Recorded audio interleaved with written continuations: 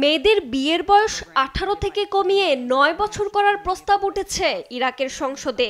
প্রথমবার সংসদে সংশোধনী এই প্রস্তাব উত্থাপন করে ইরাকের বিচারমন্ত্রী। মেয়েরা যেন বিবাহ বহির্ভূত সম্পর্কে জড়াতে না পারে সেই জন্য আনা হয়েছে এমন প্রস্তাব। ফলে মেয়েরা 9 বছর এবং ছেলেরা 15তে পা দিলেই আইনিভাবে বিবাহ বন্ধনে আবদ্ধ হতে পারবে। কিন্তু এতে বাল্যবিবাহ মাথাচাড়া দেবে শঙ্কা সমালোচকদের। নারী অধিকার ও শিশু অধিকার সংগঠনগুলো সহ ইরাকের মানবাধিকার সংস্থাগুলো এই প্রস্তাবের তীব্র বিরোধিতা করেছে। সংশ্লিষ্টদের মতে প্রস্তাবটি পাশ হলে দেশে নারী এবং শিশুদের অধিকার ক্ষুণ্ণ হবে। অন্যদিকে অল্প বয়সী সন্তানের জন্মদানের পাশাপাশি বাড়বে পারিবারিক সহিংসতা।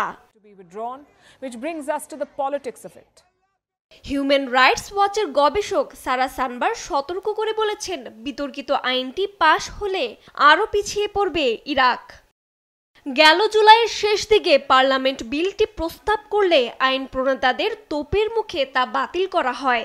তবে 4 আগস্ট শিয়া গোষ্ঠীর সমর্থন নিয়ে এই বিল আবারও তোলা হয়।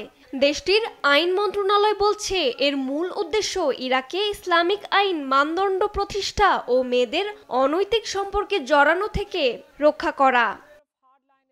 রজনী রহমান, নিউজ ডেস্ক, দেশ টিভি।